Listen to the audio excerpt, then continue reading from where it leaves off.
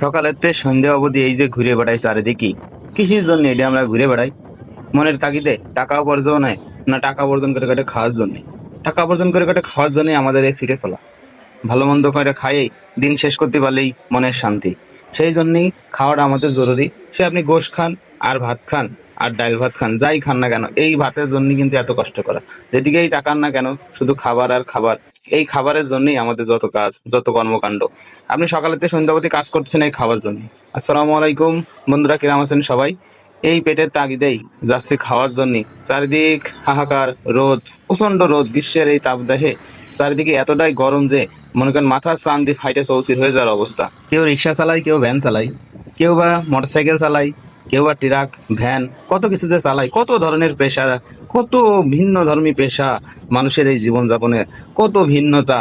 সকাল থেকে সন্ধ্যা অবধি কত কাজ, কত কিছু। কেউ বসে বসে থাকে না রে ভাই। কেউ অবশ্য যারা অলস প্রকৃতির তারা তো বসেই থাকে।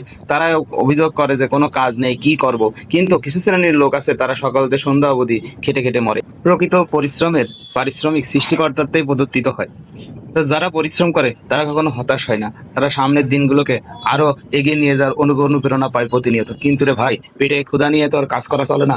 প্রতিনিয়ত কাজ করতে হবে, আর ক্ষুধাকেও নিবারণ করতে হবে। সেই ক্ষুধা নিবারণের উদ্দেশ্যেই ছুটে চলছি। আমি এখন যে শহরে আছি এটা হচ্ছে ঝিনাইদহ শহর। ঝিনাইদহ শহরে যদি আপনি দুপুরবেলা খুব ক্ষুধার মধ্যে পড়ে যান এবং খাইতে খুব ইচ্ছা করে, তবে মানসম্মত একটা হোটেলের ঠিকানা আজকে আপনাদের দিব। সেটা হচ্ছে সৈয়দ হোটেল অ্যান্ড রেস্টুরেন্ট। এটা হচ্ছে হামদয়ে অবস্থিত।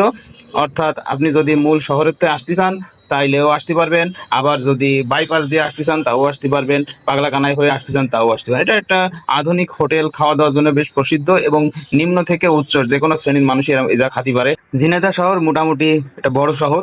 শহরে অনেক হোটেল আছে, রেস্টুরেন্ট আছে, কিন্তু আপনি এই হোটেলে কেন আসবেন বা এই হোটেলের কথা আমি আপনাকে কেন বলতেছি, সেটা হচ্ছে এই হোটেল মাংসের জন্য বিখ্যাত। অর্থাৎ গরুর গোশতের জন্য মোটামুটি বিখ্যাত। সবার মুখে মুখে সৈয়দ হোটেলের নাম ছড়িয়ে আছে। এই কারণে আর কি এখানে আসা। তাছাড়া শহরের ভিতরে আরো অনেক বড় হোটেল আছে, এটা শহরের থেকে বাইরে হোটেলটা অবস্থিত। যাই হোক, এই হোটেলে সকাল থেকে সন্ধ্যা অবধি বিভিন্ন শ্রেণীর, সে হোক আপনার ইজি বাইকওয়ালা, বাসের ড্রাইভার থেকে কন্ডাক্টর থেকে শুরু করে সব শ্রেণীর মানুষ এইখানে আসে খাতি। কারণ এখানে আপনি কম মূল্যেও পাবেন, বেশি মূল্য দামেরটাও পাবেন। কম দামে খাইতে গেলেও ভালো, পরিবেশটাও ভালো। এইখানে দুইটা পার্ট হিসেবে থাকে, একটা সামনের দিকে, একটা পেছনের দিকে। পেছনের দিকে আপনি বসে সুন্দর মতো খাতে পারবেন, খাবারের পরিবেশনাটাও সুন্দর। কথাই আছে, পেট ঠিক তো সব ঠিক। আচ্ছা, পেট যদি ঠিক থাকে, পেট যদি ভরা থাকে, তাহলে পিঠেও সায়। আপনি যতই পরিশ্রম করেন না কেন, যতই কাজ করেন না কেন, যদি পেট ভরা থাকে তাহলে আর কোনো টেনশন নেই, কোনো চিন্তা নেই। আপনি এই হোটেলে আসলে অনেক কিছু একটু ব্যতিক্রম দেখতে পারেন। অবশ্য সব হোটেলে বর্তমানে এরকম সিস্টেম। এখানে আপনি আসলেই আপনার খাবার পরিবেশন করবে সুন্দর করে।